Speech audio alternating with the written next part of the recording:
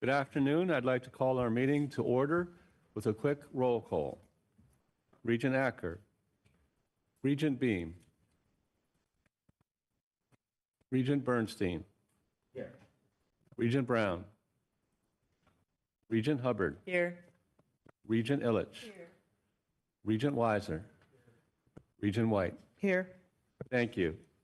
I'd like to begin by formally congratulating and welcoming our new chair, Regent Kathy White, and our new vice chair, Regent Mark Bernstein.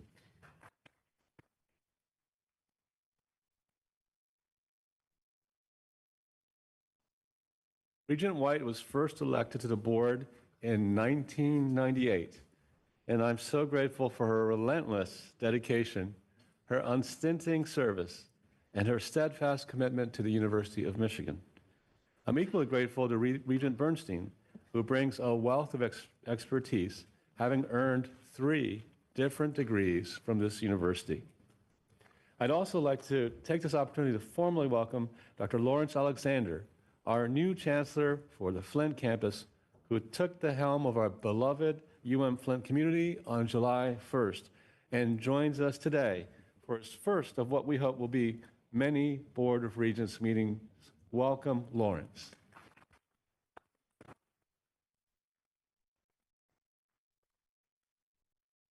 I would also like to congratulate our Vice President for Research and Innovation Partnerships team for a record-breaking year of 615 invention reports. In the last decade, only one other university, MIT, has reported more than 600 inventions in a single year. Finally, I'd like to congratulate Ruth Behar, a professor of anthropology in the College of Literature, Science, and the Arts, who was recently announced as our Henry Russell Lecturer, along with 4 Henry Russell Award winners. The Henry Russell Lecturer is considered the university's highest honor for a senior member of its active faculty, and I am so proud of the extraordinary scholarship of Professor Behar and her outstanding colleagues. Later in our meeting, the Regents will consider a joint operating agreement between the University of Michigan Health and MSU Healthcare to provide neurosurgery and neurology care, marking an unprecedented collaboration between the state's 2 leading academic institutions. Specifically, they are proposing the NeuroCare Network, a joint operating agreement that will include practitioners from both of our institutions and one that will enhance neurosurgery and neurology treatment for patients throughout mid-Michigan, while also ensuring those patients stay close to their loved ones.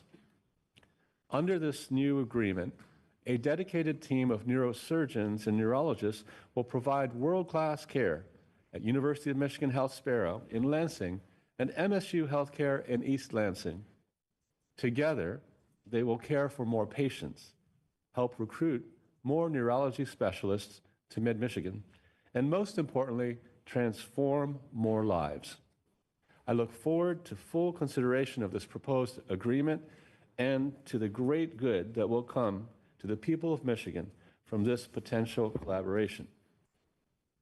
As we look to the fall, we'll be building on our great tradition of excellence and achievement, especially since the U.S. News and World Report recently ranked the University of Michigan 19th overall among the world's top 2,250 global universities.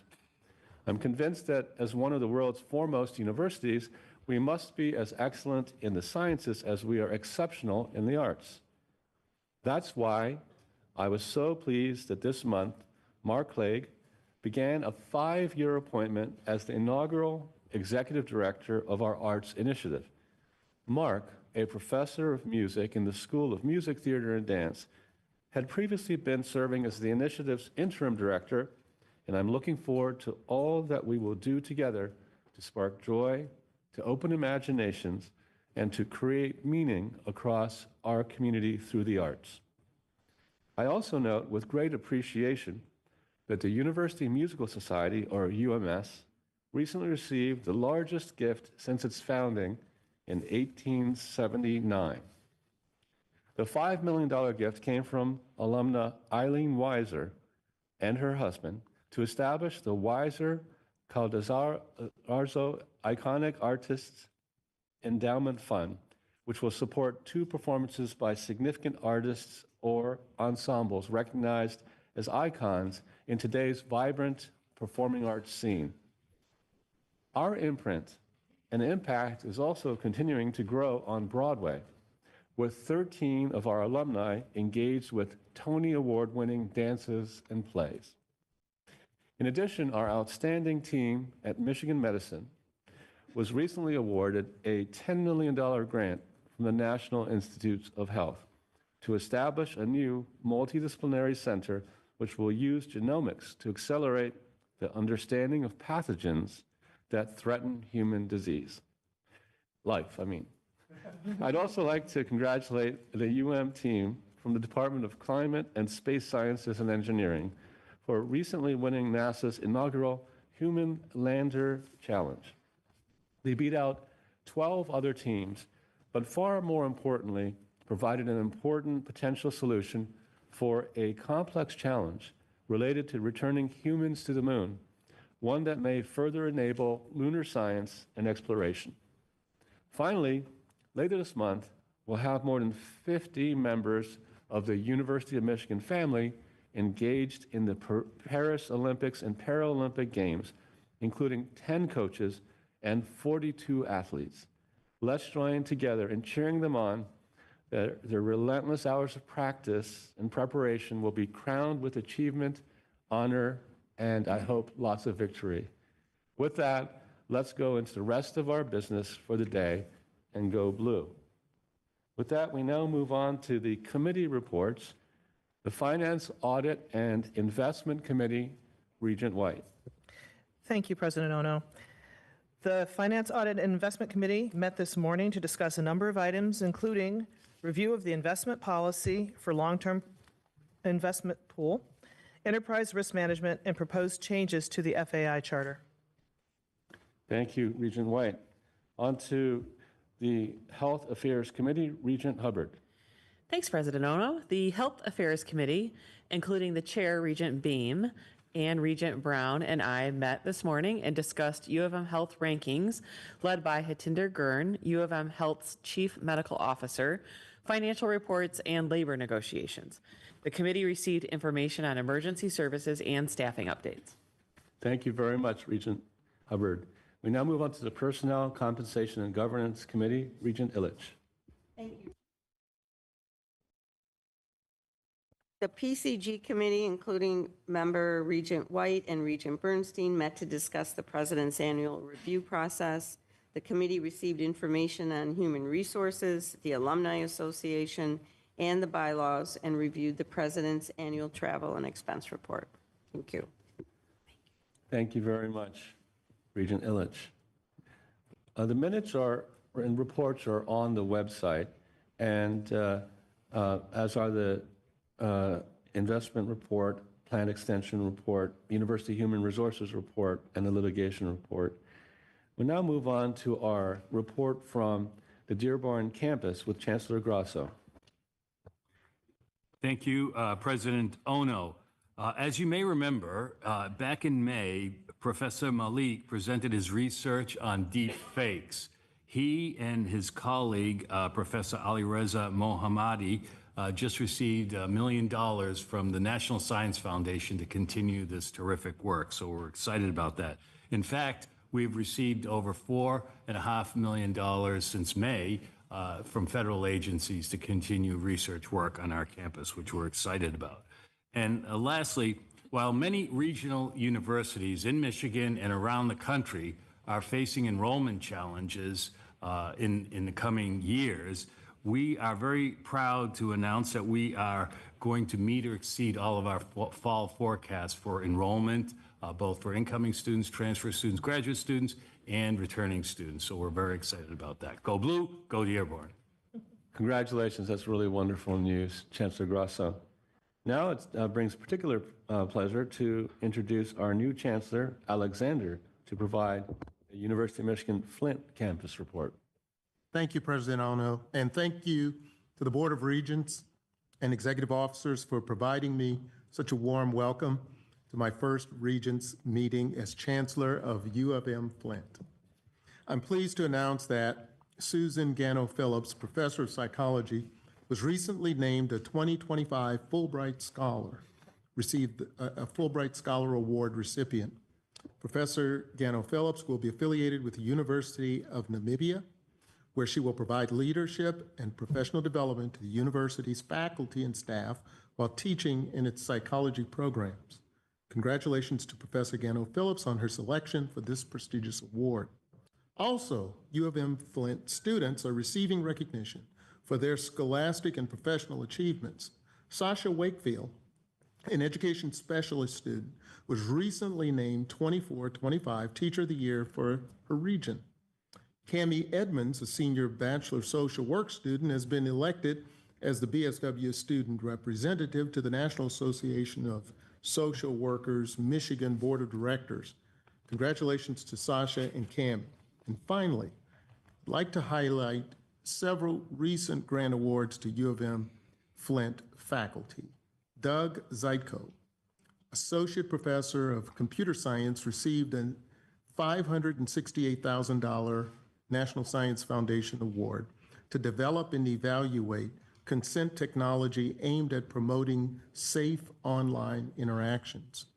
Associate Professor of Education Elizabeth Cunningham and her colleagues were awarded a $1.7 million grant from the U.S. Department of Education, while professors of nursing Carmen Turkelson and Megan Kaiser secured more than $1.4 million in funding from the Department of Health and Human Services for the university's Sexual Assault Nurse Examiner program. I commend our faculty for their successes, and I look forward to seeing the impact of these funds in the coming years. Thank you. Thank you very much for your report.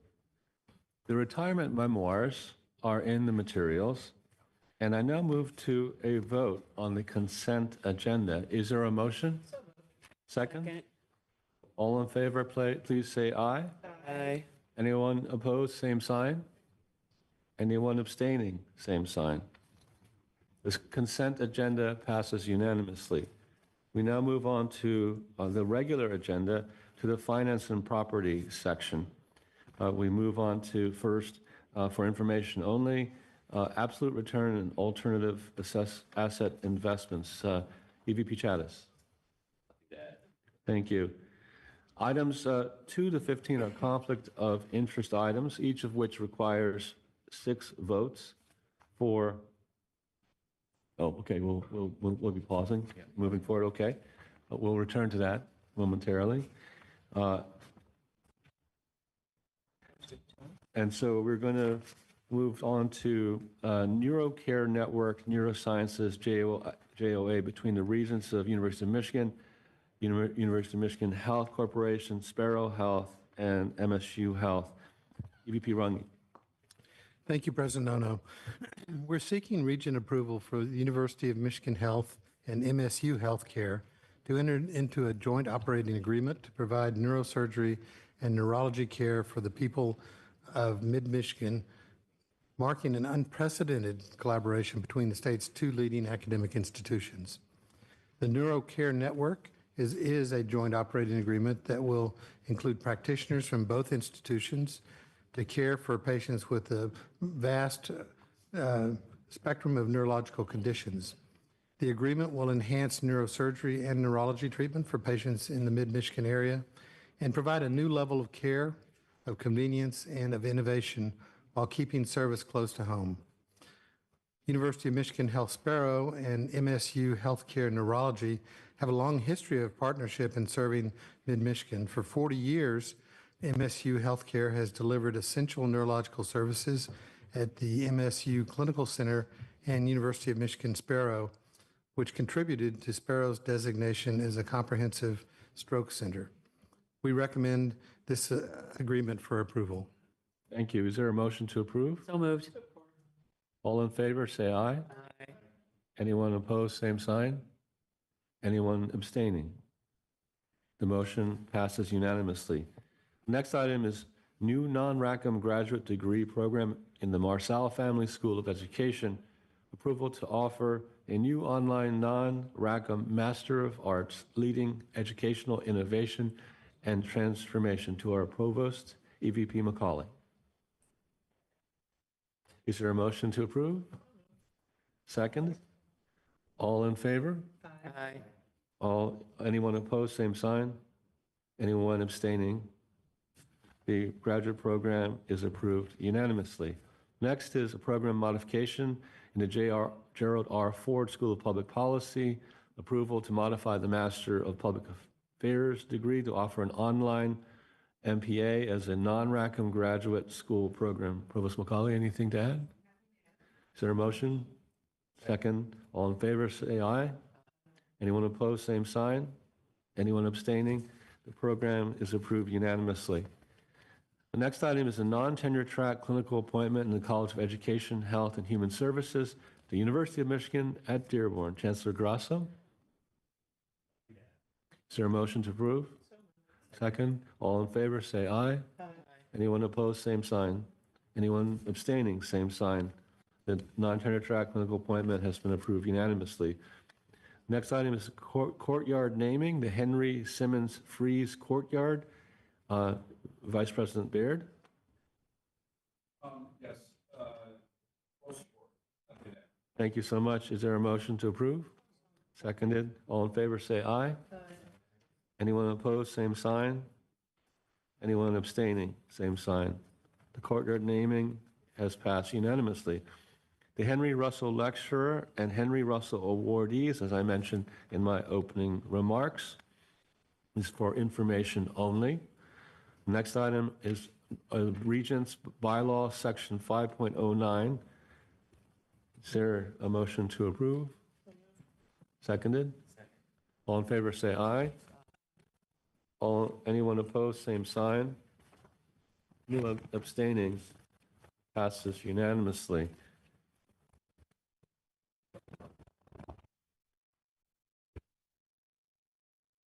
With the aim of supporting and maintaining a campus environment free from harassment and intimidation as a supplemental item, we bring forward a supplemental item on changes to the statement on the student code. Is there a motion to approve? So support. A second? Any discussion? All in favor, say aye. Anyone opposed, same sign. Anyone abstaining, same sign. The supplemental item is approved unanimously. Okay, we'll move on to public comments. Thank you, President Ono. We're now moving into the public feedback section of the meeting where Regents set aside time for individuals to present in-person comments to the board. As a reminder, the board does not generally respond to comments during the public comment session. All public board meetings are formal events convened under Article 8, Section 4 of the Michigan Constitution. Speakers are expected to adhere to the topic that was cited during the registration, truthfully disclose relevant organizational ties, and conclude their remarks promptly after the 2 minutes per speaker is allowed, unless otherwise noted. Speakers who do not adhere to these rules or maintain meeting decorum may be precluded from addressing the board in the future.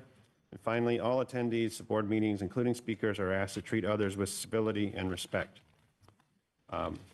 With that, I'd like to welcome our first speaker, Lee Stuckey. Lee, welcome. You have 2 minutes. Thank you. Hello, my name is Lee Stuckey, and I am a lecturer of anthropology, teaching over 600 students a year. I work hard to do my job well, and I'm proud when students leave comments on my evaluations like, I have an urge to give her a standing ovation after every lecture. I am also a mother. Starting in August, I will have 2 children in the university preschool. After 3 years on the waitlist, my family was delighted to join the preschool that is theoretically meant to serve me as a member of the UM faculty. However, the cost per year for preschool for my 2 young children will be $46,920. Let me say that again, $46,920. As a 5th-year lecturer with a .83 appointment, so almost full-time, last year I earned just $47,300. That's a difference of about $400. The raises my union secured are welcome, but don't even begin to address this situation. Factor in taxes and it doesn't make sense for me to work here. What this tells me is that the UM preschool is not actually for me.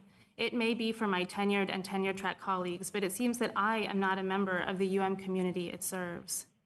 The other message I could take from this is that teaching at the University of Michigan is not for parents. I work a second job to make ends meet, and I am forced to seriously consider a better paying offer there. It would be a loss to my students and to me if I left teaching. But more importantly, it will be a loss to the university and to the scholarly community more broadly when the parents, and it is typically the mothers in a society that values and pays the work of women less than that of men, when the parents are forced out of teaching because we aren't paid enough to cover the childcare we need to do our jobs. It is a shame and a violation of our values as an institution that the university does not support lecturers who are parents at least as much as it supports the GSIs we train. I am asking you to seriously consider immediate solutions like childcare subsidies so that the perspectives of talented, dedicated teachers who are also parents will not be excluded from our academic community. Thank you. Regent Illich? I have a question. Does your contract, I thought, and I could be mistaken, so that's why I'm asking, covered childcare subsidies? No. You have none whatsoever in None your whatsoever. lecture contract? None. Though we've been fighting for it for many years. Okay, okay, thank you. Thank you very much. We're going to go back to the finance and audit part of the meeting before continuing with public comments.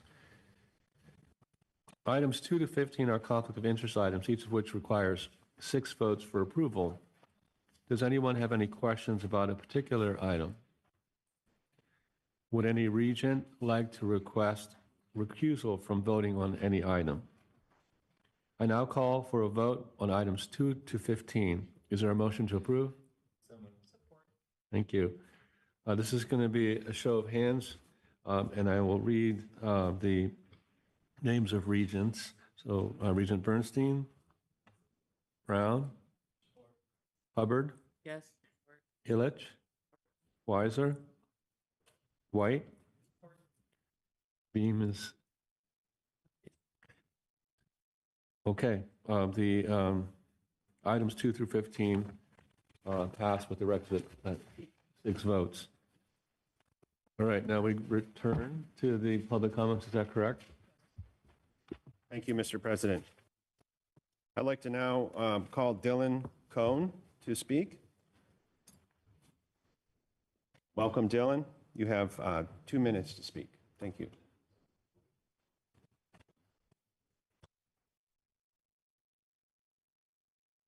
All right. Hi, my name is Dylan Cohen. I'm an anti-Zionist Jew and an undergrad here at UMich.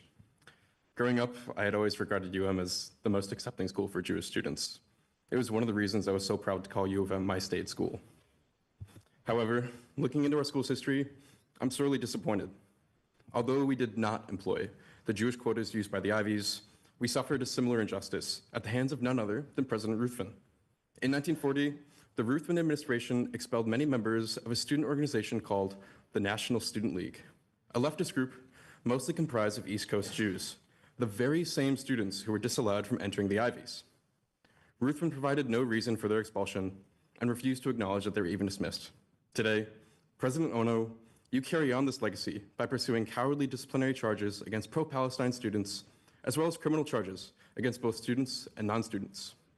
Instead of meeting with us for a civil public meeting, you deployed UMPD to do your dirty work and brutalized those protesting for divestment, sweeping our camp in the dim hours of the morning when no one was there to see. At last month's Regents meeting, Regent Bernstein, you called our movement an anti-Semitic mob. You erased us anti-Zionist Jews so that you could project your anti-Palestinian and racist fantasies onto the black and brown students standing shoulder to shoulder with us. You never saw us reading the Mourner's Kaddish on the Diag. You didn't read our banners at the Gaza Solidarity Encampment. The light of our Shabbat candles never reached the Ruthven building. Therefore, I'm grateful for the opportunity to go on university record and speak so that we'll be erased no more. I am a proud anti-Zionist Jew, and I demand that you, President Ono, and the Board of Regents drop the charges and divest from genocide now. Thank you.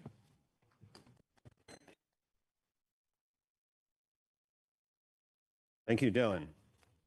I'd like to now call upon Alexis Brandy as our next speaker. Welcome, Alexis. You have 2 minutes to speak.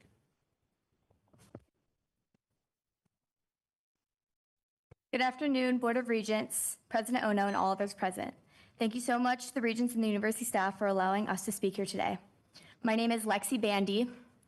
I am a Michigan 2024 alum and now a Master's of Management student.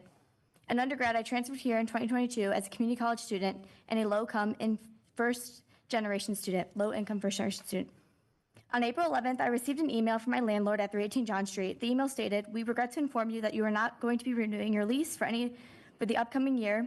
All tenants will need to be vacated." So sorry. Long story short, our lease was going to be terminated. Without 318 John Street's fair pricing, distant from campus, and other features of this apartment, I would not have been able to graduate as a first-generation student. As you can tell, this has caused me a lot of pain. I wanted to continue my education here as a Master's of Management student, and I didn't choose to confirm my education here until I confirmed I would be able to stay at this affordable housing for the same price in December 2023. Unfortunately, our property is in the zone that the university intends to acquire as part 2 of the phase of the multi-year housing project. A quote from my property manager, which is far too long. Long story short, as of April 15th, you informed the owners that in the event that agreement would not happen and we would not voluntarily sell the property and it could not be reached, that you would initiate eminent domain proceeding the force to sell the property. Unfortunately, this late notice left tenants of our building scrambling to make alternative arrangements. Very few properties remained on the market in April. In our panic, we were forced to settle for properties that are out of our price range, far from campus, and otherwise not acceptable for living situations. After many months of back and forth, we are pleased to report that an agreement has been reached to which will allow us to renew our leases at 318 John Street for the coming terms. We want to thank Regents and Chris Allen at the University of Michigan Housing Office for their compassion in helping us to rectify the situation. Now that our renewal offers at 318 John Street have been offered, now the hurdle is we need to clear the struggle that is being released from our other leases and agreements. To end this, we are asking that the Regents sign our petition, which explains the extenuating circumstances that we have been placed in, and request that the tenants of 318 John Street be released from all other lease agreements that we are pressured into. Thank you for your time, and I apologize for going over.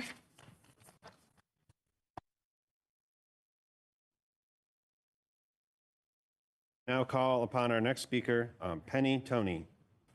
Penny, welcome. You have 2 minutes. Hello, President Ono and the Board of Regents. My name is Penny Toney, and I am a CT technologist and the president of the United Michigan Medicine Allied Professionals, also known as UMAP. Our 6th and final bargaining unit was recognized in June. We now represent over 4,500 allied health professionals in 120 job titles. Our members work in every setting, patient care setting across Michigan medicine. We have been bargaining our first contract with management since early February. We'll soon put a salary proposal on the table that reflects the overwhelming priorities of our members. We will ask for substantial raises with a fair structure. The current system allows for too much compression and leapfrogging among employees with different levels of experience. We have members who have reported that they have not gotten raises in over 10 years due to being at the top of their pay scale, while other members have over 10 years of experience in their field but are making the same salary as those that are brand new. This is unacceptable. Based on our experiences at the table thus far, we're expecting the compensation negotiations to be very challenging. The negotiations have been unnecessarily slow and insulting. Management has insulted us at every step of the way, calling us not the same class as other professions. This is very disheartening. UMAP members are a very important part of this healthcare system. We provide our patients with world-class care. Without our members, this healthcare system would not work. We would not function. We are an integral part of this institution and should be treated with the same amount of respect as all other professions. In addition to higher pay, we are seeking for a change in the way the institution views allied health professionals. With this in mind, we are joining our sibling union, SEIU, who is currently negotiating their first contract. Management told them they are lucky that they still have jobs during COVID. healthcare workers are lucky to have jobs during COVID. That is unacceptable.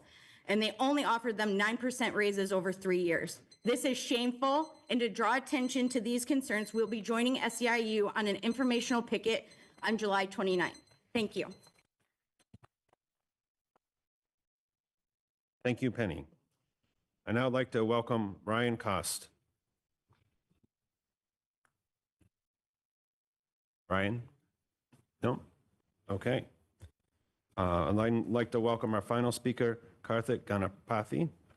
Welcome, Karthik. You have 2 minutes. Thank you. Hello, can you hear me? I want to talk about last month and this month's student government report. To put this in context, I need to relay something that I read on the University of Michigan's Heritage Project website.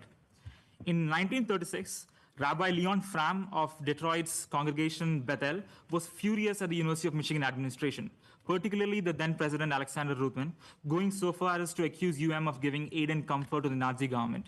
Why?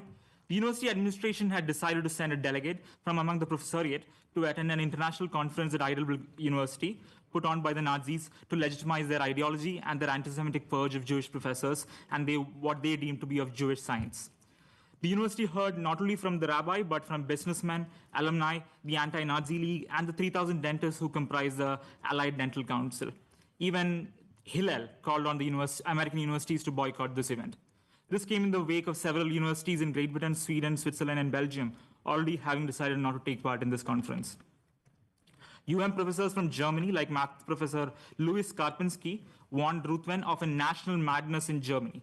Those who retain their sanity dare not express their views because of the reign of terror with concentration camps for all who protest. Cutting off ties with German universities would be short-sighted, Ruthven believed, particularly given that the US government still maintained diplomatic relations with the country. Ruthven did little to dissuade detractors. In fact, he hurt himself by arguing that a delegate had participated in the 1935 ceremonies inaugurating a new university in Rome, just weeks after Italy's bloody invasion of Ethiopia. Rabbi Leon Fram pushed back on Ruthven after the president had brushed off criticism of UM's involvement as anything more than academic collegiality. The rabbi said that was taking the first step towards its own demoralization. The height of this demoralization is what I'm witnessing in front of me. In May, I saw a video of the current president at a Zionist conference saying he was against boycotts of the Zionist entity, repeating the reasons that Ruthven gave almost a century ago. I saw many more instances of this over the last 2 months and the last 10 months. It is way past time that you end your ruthless support of the genocidal Zionist entity. It is time you stop slandering Palestinian students in this university. It is time you stop using the state to attack students who protest the ongoing genocide. It is time you stop your efforts to police the students by installing cameras in libraries and religious spaces. It is time you stop lying to the university community, and it is time you stop lying to yourself. Thank you. Thank you, Karthik. Regent Hubbard? Yeah, I just wanted to point out, unrelated to our public speakers, that we did receive a couple of letters recently in support of some work going on by Sparrow Health, U of M Health Sparrow, in Lansing. These letters were in support of the new behavioral health facility in Lansing, including from a couple community members, Margaret Keeler, who is from the National Association of Mental Illness, in support of this, and as well from a community member, Elizabeth Pratt. So those letters were delivered to us as public comment in relation to this board, and I appreciate that feedback from the community. Thank you very much, Regent Hubbard. With that, this meeting is adjourned. Thank you very much for attending.